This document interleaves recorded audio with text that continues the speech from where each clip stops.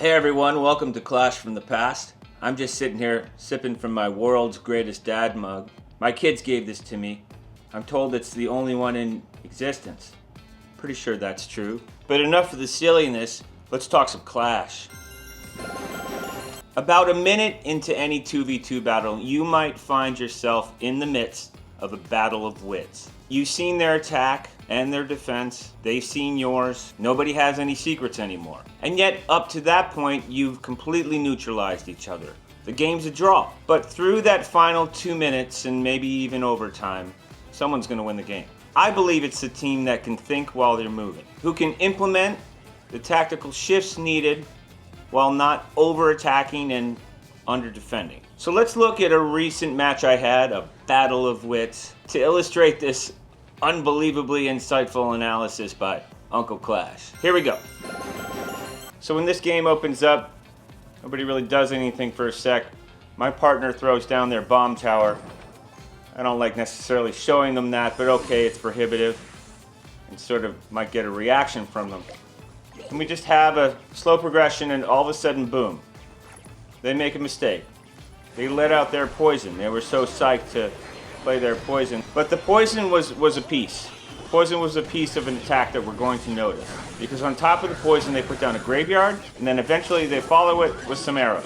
What we lay down there pretty much neutralizes it, and then we end up heading back. Now we get to see how they're going to defend us. Because they drop a baby dragon, and they drop a bowler. My partner then throws down their poison. We got double poison going on. This game is poison.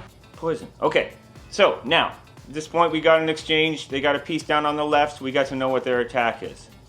My partner, sensing an opening, then shows me and the opposing team their neat little attack. And it involves a miner and the wall breakers going in simultaneously. Now I don't necessarily love this, but I must say it's extremely well timed. Because it puts pressure on the front and the back. And even though the wall breakers go down, it takes a piece of the Valkyrie. And then we got to push back going a little bit on the right, but I decided to test the left, having two knights going down. And we end up having a nice little standoff there, not too shabby. And we end up about even. This is where the battle of wits begins. Because we've seen their attack, they've seen ours. We've pretty much canceled them out to some degree while doing some damage. Now the question is, can we defend down on the left? And can we time the attack on the right? The one thing I can tell you too at this point in the game is what I realize is I'm not going to be the hero here. I'm going to have to focus my concentration on making sure that we don't leave the lower left vulnerable, allowing my partner to do their attack, and maybe even adding a little bit up on the right myself. We both have knights in our decks, which is extremely helpful. And my partner kind of throws down a bomb tower a little prematurely, but okay. What I like about that bomb tower is it's going to help protect on the left, where they want to attack. We know they do. Then we got a little stand up on the Valkyrie. Bomb tower helps. Regular bomber helps. We neutralize that. And then comes the big boy.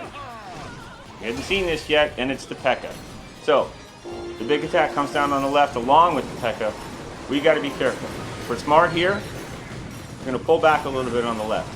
Forget about the right for a little bit. We got to deal with this problem. See what we end up with. We end up doing pretty good down on the left, although they get some damage. Now they've exposed themselves, so it's time to attack. And my partner then pushes in. We run into the tombstone, which is a problem, but we end up getting some good hits with the miner, which is quite nice. Indeed, indeed, indeed. I zap that little goblin gang on the left. And the poison comes down, which is not great, but it's ending up taking out their tower a bit, which is helpful because I have a feeling this is going to be close and a one-tower game at best. Now I push the giant on the right, which leaves us vulnerable, but my partner makes a great bomb tower move there. And even though the poison's coming in, I drop my guards right on top of it. The guards are going to get eaten up, but they have a shield, so it's going to take a second to kill them, and while they're getting poisoned, they're also defending that graveyard as well. My partner throws in again this same attack. I don't like the same attack necessarily, but they're timing it extremely well because it's going in and doing the necessary damage and drawing enough of their troops to keep them from attacking us on the left, which is what they want to do. Once again to graveyard and poison, but we're ready for it. Mostly me, as you can notice down there. Mostly me with the guards and the bomber. And we're in good shape as the miner goes in and we have to just hold and wait until the poison can come down and we have this game won. Not in a sexy way, but it's enough to get it done.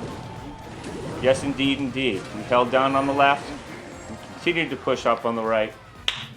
And we did it. We won that battle of wits. Hey, listen, out there. If you have a game you might want to share with me that you'd like me to sort of break down and comment on, if you have a particular deck that you want to send, let me know in the comments or just reach out in some other way. And I would love to take someone else's game and say, let's have a look at this. Whoo, that would be fun. All right, everybody, have fun out there. Continue to clash, and I'll see you next time.